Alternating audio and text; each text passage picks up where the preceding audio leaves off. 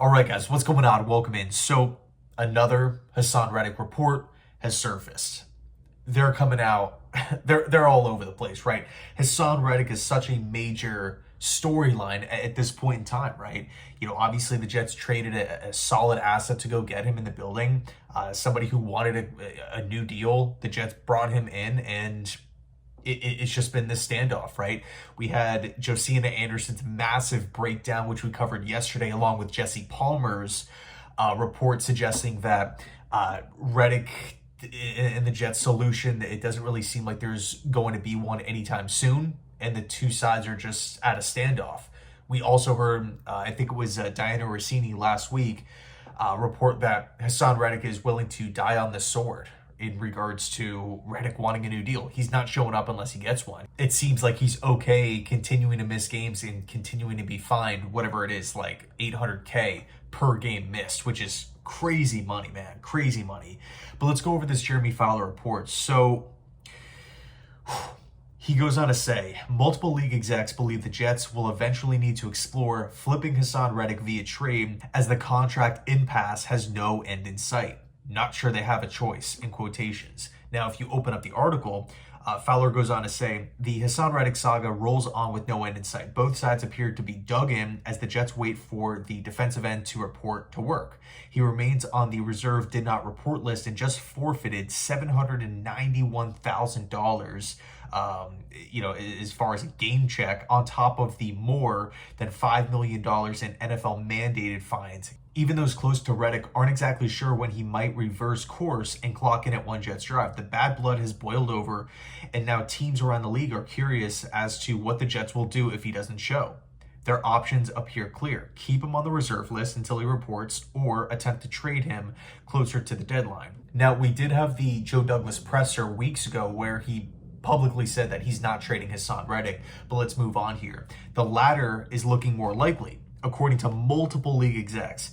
Not sure they have a choice, an NFC executive said. They wouldn't get similar value back, a third rounder, but it would be hard for the Jets to pay him at this point, and he clearly does not want to be there. Both sides badly mismanaged the situation, and the dispute has reinforced a harsh reality in trading for star players in contract years. Teams will be nervous to make a trade for such a player if they don't want to pay him, a separate NFC exec said. That was my first thought when Atlanta traded for Matt Judon, but it looks like he's comfortable playing it out, so I guess it's different. But if you make that move, you have to be prepared to do a deal in most cases. Yeah, I think one player that stands out as far as like acquiring a star player in the last year of his deal, and it's known by the team and it's known by the player that it's not really going to be a long-term fit, and it actually worked and had success, was Kawhi Leonard going from the Spurs to the Raptors, right? 1 year show up, boom, they win the championship. And then Kawhi Leonard bounces out to, LA to join the Clippers, and the Raptors move forward. Now, I can't speak for every Jet fan, but from my perspective, I know when the Jets initially traded for Reddick, I was pumped up. I was freaking fired up. I'm like, the Jets just got one of the best, most consistent pass rushers in the entire NFL for 2026 conditional pick. It's looking like it's going to be a third round pick. If news broke later that day, the following week, whatever, that the Jets re-upped Reddick, they gave him a 2-year extension, I would have been like, I would have been super psyched. You know what I mean? Like, I like Reddick as a player, and obviously the need is there for this Jets team. Reddick is the best pass rusher that would be on the Jets. But, again, it just never happened. You got all these weird team reports coming out from Connor Hughes, like one suggesting that the Jets offered Reddick a contract pay raise before the trade even went down, and Reddick denied it. And then the Jets moved forward with the trade anyway. That should have been a red flag, right? We had the Reddick tweet where he said, hey, don't just believe everything you see. Like there's more to the story, essentially, right? Not verbatim, but that's kind of what Reddick was hinting at.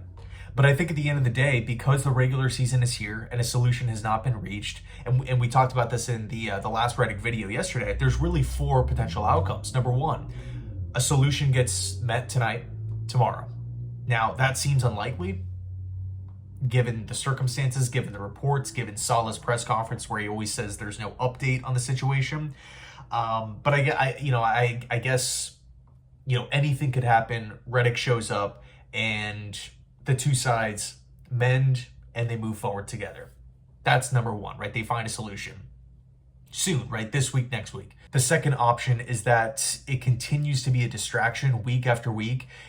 I want to say maybe a month goes by, end of October, Halloween, first week of November, then something gets done because one side is pressured into it, right? Reddick is sick of losing all this money, or the Jets just create no pass rush and cannot get in the backfield and they're desperate. But at that point, you're paying for half a season of Haason Reddick, who has not practiced one time. He's going to be rusty. That to me, after all of these games wasted, like that, to me, it's not a good look. It just doesn't make a ton of sense. You don't want to be guaranteeing money for half a year, right? At that point, unless of course you're trading for a player at the deadline.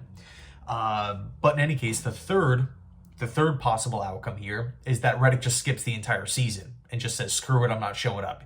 I want a new deal. You knew I wanted a deal. Supposedly you offered me a pay raise and I declined it. You traded for me anyway. I'm not showing up. And the Jets, on the other hand, are like, you want too much money. We don't feel comfortable paying you. We're done. And it continues to be a talking point. I mean, think about this, man. It's still early in the season. And I do think talks are magnified because of the pass rush being non-existent against San Francisco. But we've had, again, all of these reports come out in the last 2 weeks. It continues to be a talking point. I don't think it's going to go away. The only way I think it's going to go away is if the Jets, Will McDonald, Jermaine Johnson, Clemens, these guys, they start getting the backfield, which very well could happen. These guys are still talented. But yeah, again, that's the third outcome here. He just skips the entire season, and it just is a distraction week after week after week after week. And Saleh continues to have to answer questions about it. And then the fourth outcome, which I think is interesting, which is, what Fowler and, these anonymous NFC executives are saying, entertaining a trade, right? And to me, I'm personally not opposed to it. If Reddick is hellbent on not showing up and the Jets don't want him. If the Jets don't want to extend him beyond the season and they don't want to give him any guaranteed money and they're sick of Reddick, then why hold on to him would be my argument. Because as a general manager of a football team, I believe that the winning football game should be at the priority, right? Doing things that favor the organization should be the top priority. And if Reddick, again, is not playing, he's not playing and he's not coming, and the Jets don't even want him, and they're pissed about it too, then just try to recoup an asset, right? Flip him at the deadline for something. Try to include him, in a package and send him for a player.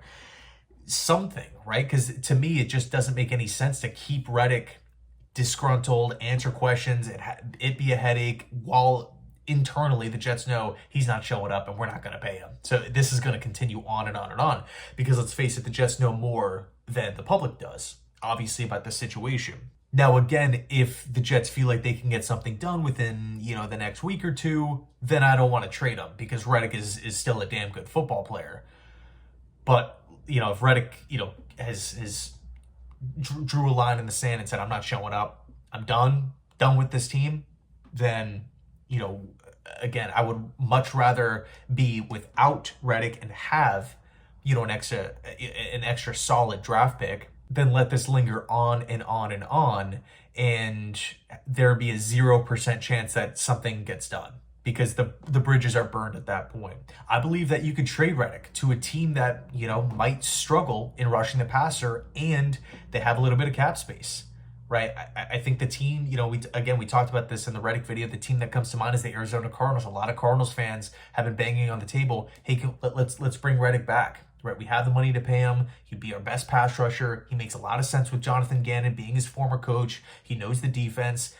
If the Cardinals are willing to give him an extension, Reddick will probably show up, because that's what he wants. So we'll see how this thing plays out. But again, the four potential outcomes: skips the year, doesn't. He shows up today, tomorrow, this week. Doesn't seem likely, but I guess it's still a possibility. The Jets trade him. or he doesn't show up for like half the year and then one side eventually caves with like, 8 games left or something like that, which to me is one of the worst situations, or outcomes, I should say. So anyway, thanks so much for watching. Let me know your thoughts, and as always, go Jets.